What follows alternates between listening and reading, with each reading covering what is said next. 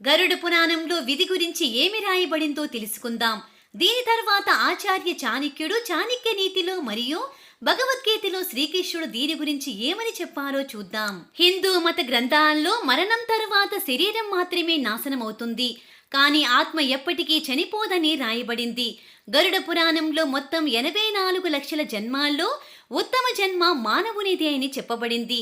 మనిషి తన కర్మల ఆధారంగా మరణానంతర జీవితాన్ని పొందుతాడు.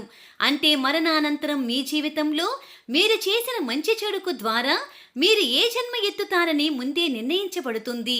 గరుడ పురాణం ప్రకారం ఏ వ్యక్తి అయితే ధర్మం, వేదాలు, పురాణాలు వంటి మత గ్రంథాలను అవమానించి మరియు దేవుడిని నమ్మకపోవడం, అలాంటి నాస్తికుడు తదుపరి జన్మలో కుక్కలా పుడతాడని తెలపబడింది. అలాగే ఎవరైతే మిత్రులు అనే ముసుగులో ద్రోహాలు చేస్తూ ఉంటారో అతని తదుపరి జన్మ ఈ భూమిపై రాబందు రూపంలో పుడతాడని తెలపబడింది. ఒక వ్యక్తి ఈ జన్మలో చేసే కర్మల ఆధారంగా అతని తదుపరి జీవితం మరియు ఆ కొత్త జీవితంలో అతను ఎదుర్కొనే కష్టాలు ఆ వ్యక్తి పుట్టకముందే నిర్ణయించబడతాయి. ఆచార్య చాణక్యుడి ప్రకారం ఒక వ్యక్తి తన పనుల ద్వారా అతని మరణాన్ని ప్రభావితం చేయవచ్చు. చాణక్య నీతిలోని శ్లోకంలో పుట్టబోయే జన్మలో ఆ మానవుని యొక్క విధి తల్లి గర్భంలోనే నిర్ణయించబడతాయని తెలిపారు.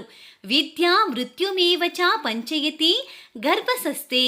ఈ భూమిపై జీవిస్తున్న ప్రతిబింబించిన జీవికి ఈ 5 విషయాలు అంటే వయస్సు, కర్మ, సంపద, జ్ఞానం మరియు మరణ సమయం. అతను తన తల్లి కడుపులో ఉన్నప్పుడు అదే సమయంలో అతని విధిలో రాయబడి ఉంటాయని ఈ శ్లోకం ద్వారా స్పష్టంగా వివరించారు. ఆచార్య చాణక్యుడి ప్రకారం ప్రతి వ్యక్తి తన కర్మలను బట్టి సుఖదుఖాలను అనుభవించవలసి ఉంటుందని, ఈ కర్మలు ఇప్పటిది మాత్రమే కాకుండా పూర్వజన్మకు సంబంధించిన పాపపుణ్యాల చర్యల ఆధారంగా మాత్రమే నిర్ణయించబడతాయి. పైన చెప్పబడిన శ్లోకం ప్రకారం పుట్టబోయే బిడ్డ యొక్క విధిలో అతడు సంపద పొందగలడా లేదా, అలాగే విద్యాభ్యాసం ఎంతవరకు ఉంటుంది, ఇలా ఇవన్నీ తల్లి కడుపులోనే నిర్ణయించబడతాయి. ఆచార్య చాణక్యుడి ప్రకారం మానవుడి జీవితంలో దాదాపు 11 సార్లు మరణం సంభవించే అవకాశం ఉంది. వాటిలో ఒకటి అకాల మరణం మరియు మరొకటి కాల మరణం. అకాల మృత్యువును కర్మల ద్వారా సుఖ సంతోషాలతో మార్చవచ్చు, కానీ కాల మృత్యువు మారదు. కర్మ మరియు విధి రెండూ చాలా ముఖ్యమైనవి అంటారు. కానీ పురాణాల ప్రకారం విధి కంటే కర్మ చాలా ముఖ్యమైనదని చెప్పబడింది. నిజానికి మనం చేసే పనుల యొక్క కర్మ ద్వారా మన విధిని కూడా మార్చవచ్చు. నా దృష్టిలో కర్మ మరియు విధి రెండూ చాలా ముఖ్యమని అంటారు, ఎందుకంటే ఇది మన నియంత్రణలో ఉండదు, కాకపోతే కర్మ మన నియంత్రణలో ఉంటుంది.